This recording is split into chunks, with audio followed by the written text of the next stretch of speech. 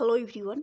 आज की इस क्लास में मैं आप सभी को एसएससी जीडी के लिए मैथ का एक्सपेक्टेड पेपर कराने वाली हूं। तो आज है एक्सपेक्टेड पेपर नंबर 25।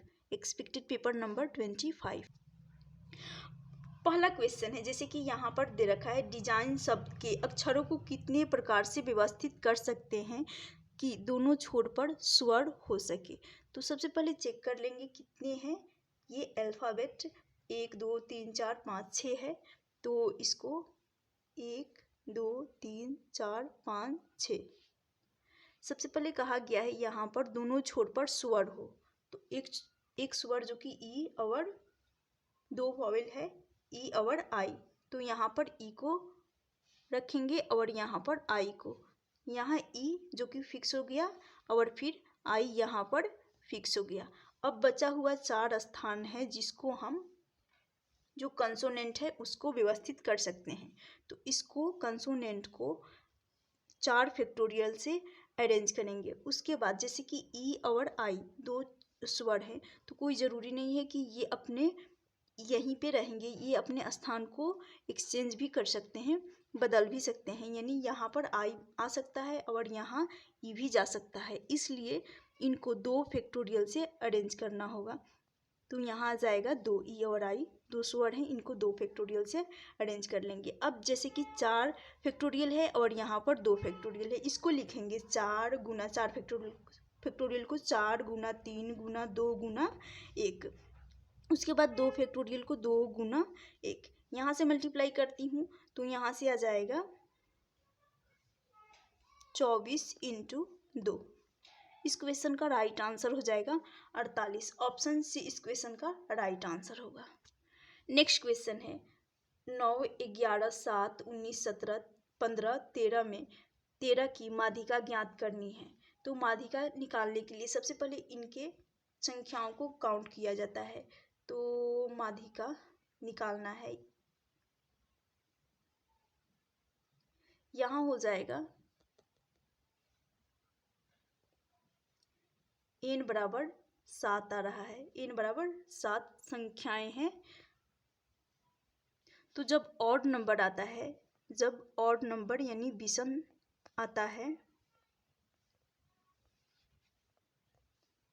तो उसके लिए n प्लस माध्यिका निकालना होता है। तो n प्लस 1/2 किया जाता है। तो यहाँ से आ जाएगा 7 प्लस 1 बटा 2 यानी 4 आ जाएगा। तो अब माध्यिका 4th प्लेस, चौथा स्थान चाहिए, चौथा स्थान चाहिए, जो कि असेंडिंग ऑर्डर आरोही क्रम में सजाने पर, बढ़ते हुए क्रम में सजाने पर चौथा स्थान आएगा, वही माध्यिका बन जाएगा। तो सबसे छोटा देखेंगे, असेंडिंग ऑर्डर में सजाना है, 7 हो जाएगा, उसके बाद 9 हो जाएगा, उसके बाद उससे बड़ा हो जाएगा 11 13, 13 के बाद आ जाएगा 15 17 19। तो चौथे स्थान पर जो आएगा वही आंसर, चौथे स्थान पर 13 आ रहा है। माध्यिका हो जाएगा मीडियन, मीडियन हो जाएगा 13। ऑप्शन सी इस क्वेश्चन का राइट आंसर होगा। नेक्स्ट क्वेश्चन है, वह सबसे छोटी संख्या बताएं जिसे 63 और 105 से भाग देने पर प्रत्येक स्थिति में शेषफल 4 बचे। तो वह सबसे छोटी संख्या है जिसको n मानूंगी और एलसीएम आ जाएगा। n बराबर होता है एलसीएम इंटू, यहाँ पर k का मल्टीपल लेना होता है, k का गुणज प्लस होता है, रिमाइंडर आता है, प्लस रिमाइंडर आता है। तो सबसे पहले इनका एलसीएम निकाल लेंगे 63 और 105 का, 63 और 105 का। तो 21 और 3 का मल्टीपल जो कि 21 दिया 63 होता है, इसका फैक्टर कर लेंगे। फिर 105 का यदि फैक्टर कर रहे हैं तो यहाँ से 21 इंटू 5 का मल्टीपल हो जाएगा।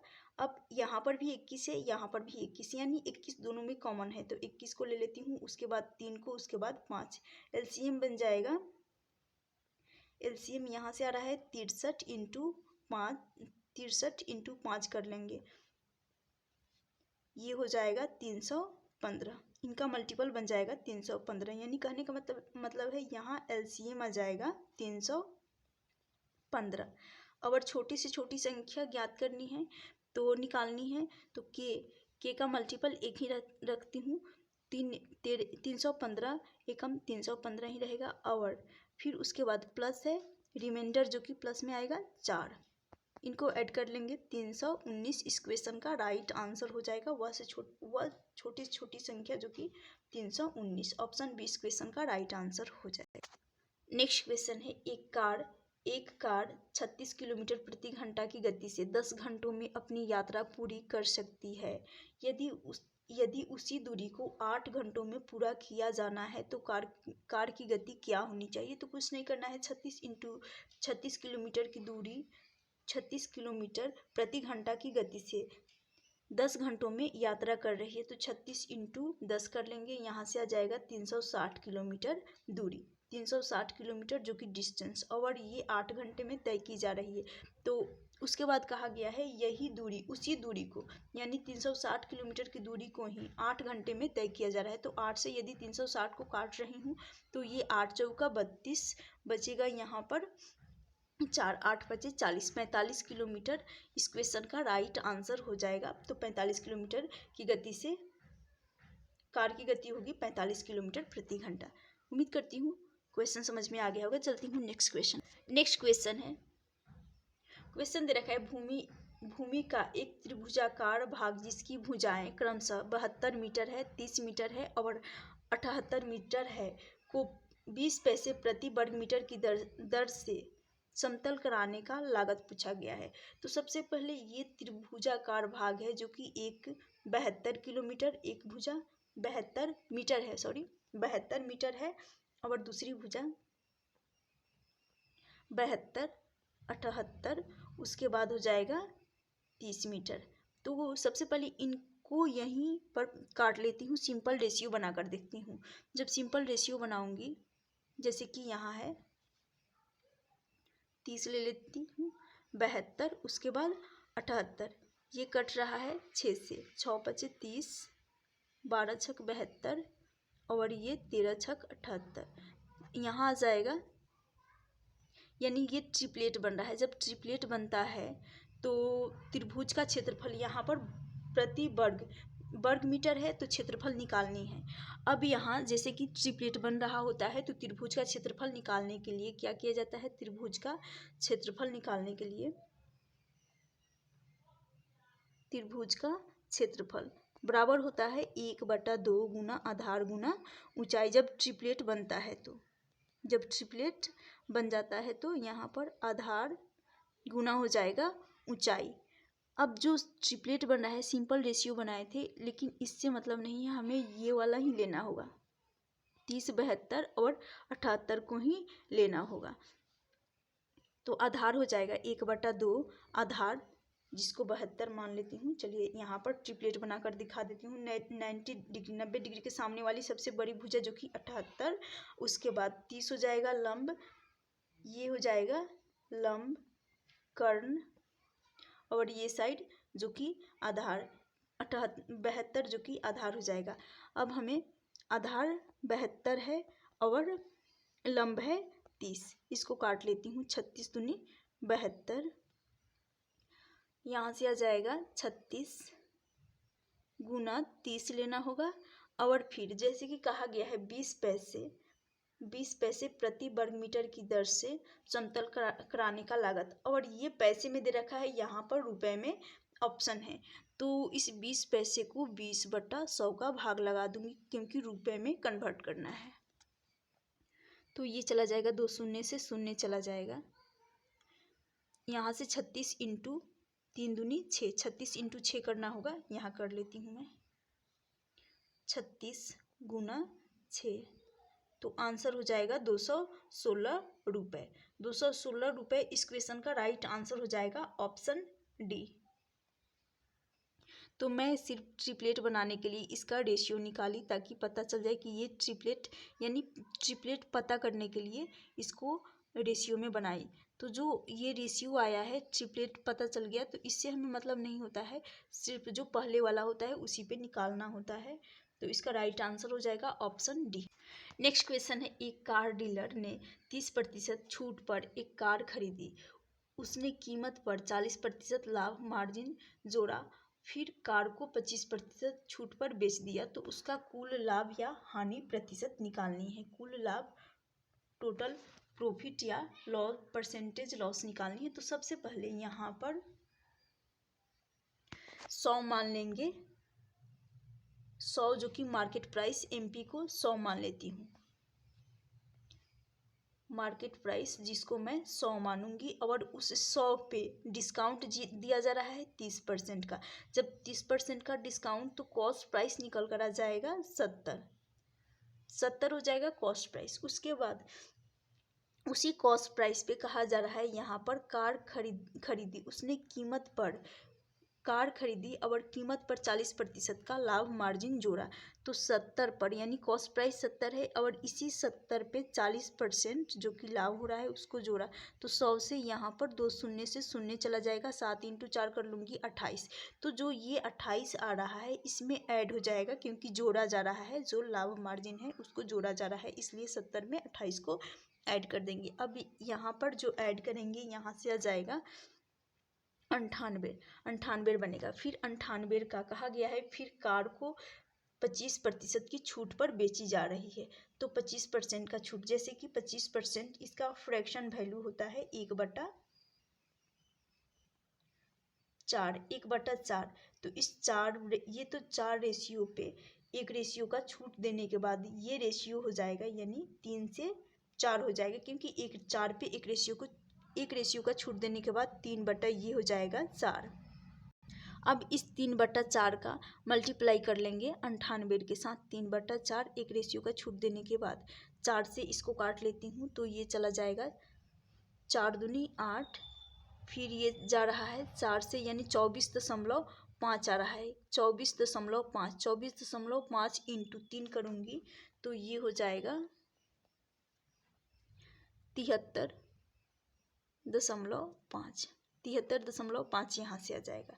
अब जब 73.5 आ गया है तो कॉस्ट प्राइस जो कि 70 है पहले वाला 70 में से इस 73.5 को माइनस करूँगी तो यहाँ से डिफरेंस साफ साफ दिख रहा है कि 3.5 का डिफरेंस आ रहा है। और जब भी परसेंटेज यहाँ पर प्रतिशत लाभ या हानि निकालनी है तो परसेंटेज प्रॉफिट या लॉस निकालने के लिए कॉस्ट प्राइस का रेशियो बटा में आ जाता है और गुना होता है यहाँ पर 100 का।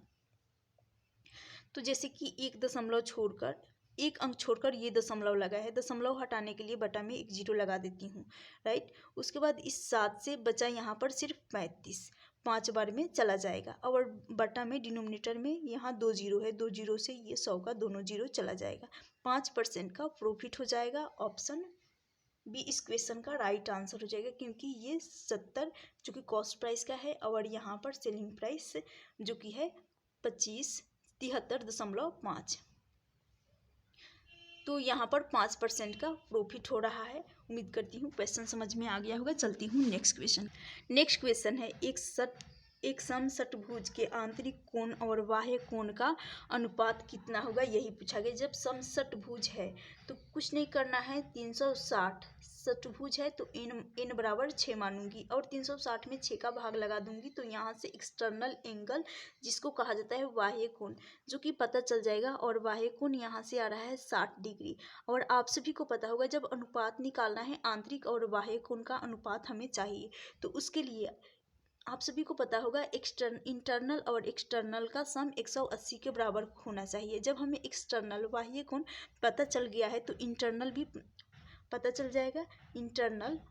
इंटरनल प्लस एक्सटर्नल का योग का सम 180 के बराबर होता है, राइट। अब जब एक्सटर्नल एंगल हमें पता है 60 डिग्री है तो इंटरनल 180 में से 60 को माइनस कर लेंगे तो यहाँ से आ जाएगा 120 जो कि इंटरनल का वैल्यू हमें पता चल जाएगा। और यही पूछा गया है आंतरिक कोण और बाह्य कोण का अनुपात पूछा गया है। अनुपात तो 0 से 0 चला जाएगा, 2:1 इस क्वेश्चन का 6 दूनी 12, 2:1 ऑप्शन ए इस क्वेश्चन का राइट आंसर हो जाएगा। नेक्स्ट क्वेश्चन दे रखा है 3 मिनट 3 मिनट 40 सेकेंड का फैक्स बिल 15 रुपये है। 2 मिनट 10 सेकेंड का बिल क्या होगा, 1 दशमलव स्थान तक। अब चलिए इसको सॉल्व करते हैं। जैसे कि 3 मिनट है, 3 मिनट 40 सेकेंड, इस 3 मिनट को 40 सेकेंड में 40 सेकेंड यूनिट सबसे पहले सेम करना होगा। तो आप सभी को पता होगा 3 मिनट में कितना सेकेंड हो जाएगा, 180। 3 मिनट में, चलिए इसको लिख देती हूँ मैं, 3 मिनट है राइट, और यहाँ पर 40 सेकेंड है। तो सबसे पहले यूनिट सेम करना होता है, यहाँ मिनट है, यहाँ पर सेकेंड है, तो इनको भी सेकेंड में, मिनट को भी सेकेंड में बदल देती हूँ। तो यहाँ से आ जाएगा 1 मिनट में 60 सेकेंड होता है, तो यहाँ से 3 में आ जाएगा 180 सेकेंड। 180 सेकेंड प्लस हो जाएगा 40 सेकेंड, क्योंकि सेकेंड में बदलना था। तो यहाँ से आ जाएगा 220 सेकेंड। ये हो गया 220 सेकेंड, ये ध्यान रखिएगा। फिर इसको अब यहाँ पर भी 2 मिनट 10 सेकेंड दे रखा है, और 1 मिनट में 60 सेकेंड होता है, तो 2 मिनट में हो जाएगा 120 सेकेंड। 120 सेकेंड और 10 सेकेंड इसमें ऐड कर लेंगे, तो यहाँ से आ रहा है 130 सेकेंड। 130 सेकेंड। अब इसको सॉल्व कर लेते हैं। जैसे कि कहा गया है 3 मिनट 40 सेकेंड का फ्लेक्सिबल 15 रुपये है, जो कि 3 मिनट 40 सेकेंड को सॉल्व करने पर 220 सेकेंड आ गया। तो 220 सेकेंड बराबर, जो कि रुपए है, 40 रुपये बिल आ रहा है। तो निकालना है 2 मिनट 10 सेकेंड का। तो 1 सेकेंड का निकालने के लिए 220 सेकेंड बराबर 15 रुपये। तो 1 सेकेंड बराबर 15 बटा हो जाएगा 220। लेकिन क्या निकालना है, 130 सेकेंड का निकालना है। तो क्यों ना मैं 130 सेकेंड का दोनों साइड मल्टीप्लाई कर लेती हूँ। तो यहाँ पर 130 का मल्टीप्लाई कर लूँगी, तो यहाँ पर भी 130 का मल्टीप्लाई हो जाएगा, क्योंकि हमें 130 सेकेंड का निकालना है। 1 सेकेंड का 15 बटा 220 हो गया, 15 बटा 220 हो गया। तो 130 सेकेंड का हो जाएगा, 130 सेकेंड का 15 बटा 220 गुना 130। अब यहाँ से शून्य से शून्य चला जाएगा, 15 इंटू 3 का मल्टीपल, ये हो जाएगा 195। 195 बटा 22, 195 बटा 22। क्यों ना इसको 2 से काट लेती हूँ, दोनों को, इस दोनों फ्रैक्शन को 2 से काटूंगी। तो 11 दूनी 22, फिर इसको 2 से काट रही हूँ, 9 दूनी 18, फिर ये चला जाएगा 7 दूनी 14। फिर यहाँ पर पॉइंट 1 बच रहा है, तो पॉइंट लगाकर 10 मान लेती हूँ, और 5 दूनी 10, यानी 97.5 बटा 11 हो रहा है। अब यहाँ पर कर रही हूँ 97.5 बटा हो रहा है 11। इसमें 11 का भाग लगाऊंगी, तो 11 88 चला जाएगा। उसके बाद 11 88, उसके बाद फिर ये 8 से चला जाएगा, यानी यहाँ से आ रहा है 0.886। इस क्वेश्चन का राइट आंसर हो जाएगा ऑप्शन डी। नेक्स्ट क्वेश्चन है, एक आयत की लंबाई 2 सेंटीमीटर, चौड़ाई 4 सेंटीमीटर है कि विकर्ण की लंबाई सेंटीमीटर में ज्ञात करिए। यानी ये हो गया आयत, और इसकी लंबाई, लेंथ और विड्थ। लंबाई दे रखा है 2, चौड़ाई 4, और इसका विकर्ण यानी इसका निकालना है। तो आप सभी को दिख रहा होगा कि ये ट्रिपलेट बन रहा है। मैं इस एरिया को हटा दे रही हूँ, इस पोर्शन को मैं हटा दी, तो साफ साफ दिख रहा है कि ट्रिपलेट बन रहा है। जब ट्रिपलेट बनता है तो 90 डिग्री के सामने वाली जो भुजा होती है, जिसको कहा जाता है कर्ण, सबसे बड़ी भुजा होती है। तो इसको मैं लंब मान रही हूँ, इसको आधार मान रही हूँ। तो ये हो जाएगा कर्ण, और कर्ण बराबर होता है लंब का स्क्वायर, यानी 4 का स्क्वायर कर लेंगे, प्लस होता है आधार का स्क्वायर, यानी 2 का स्क्वायर कर लेंगे। तो 4 का स्क्वायर 16 हो जाएगा, 2 का स्क्वायर 4 हो जाएगा, यानी अब ये रूट से बाहर आएगा, तो 20 बन रहा है। और 20 का फैक्टर, 20 का यदि यहीं पे फैक्टर कर ले रही हूँ, तो 4 और 5 का मल्टीपल बनेगा। और ये अभी रूट में है राइट, और जब रूट में है, रूट से बाहर आएगा, तो ये 4 है, रूट से बाहर आ जाएगा, सिर्फ 2 आएगा, 2√5। इस क्वेश्चन का राइट आंसर, इसको 20 को लिखूंगी √20 को 2√5। इस क्वेश्चन का राइट आंसर हो जाएगा ऑप्शन ए। नेक्स्ट क्वेश्चन है 5x - 4 बराबर 3 - x का हल करना है। 5x x minus 4 equal to 3 minus x का हल करना है। तो जैसे कि यहाँ है 5x और यहाँ है x, इसको ऐड कर लूँगी तो ये हो जाएगा 6x बराबर माइनस का 4 और 3, ये हो जाएगा 7।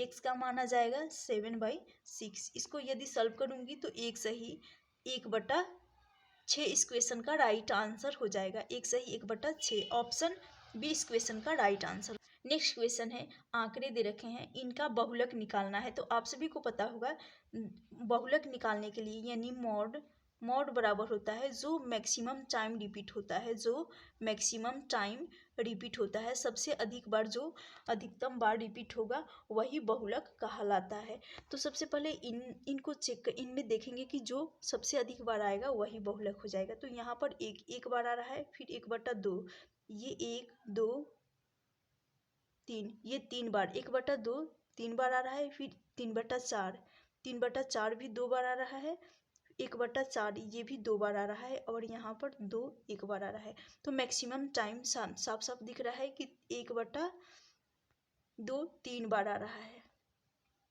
बाकी सभी 2 बार और 1 बार आ रहे हैं। तो 1/2 3 टाइम्स आ रहा है, तो यही मैक्सिमम टाइम्स आ रहा है 3 ही मॉड हो जाएगा, यानी 1/2 ही इसका बहुलक हो जाएगा। ऑप्शन बी इस क्वेश्चन का राइट आंसर होगा। नेक्स्ट क्वेश्चन है, 95 को 2 3 6 7 8 के अनुपात में विभाजित किया जाए तो रुपए में उनके संबंधित अनुपात क्या होगा। तो सबसे पहले इन अनुपातों का सम करना होगा, क्योंकि 95 रुपए को 2 3 6 और 8 के अनुपात में बांटा जा रहा है। तो यहाँ से आ रहा है 5 6 11 और 1 यानी 19 रेशियो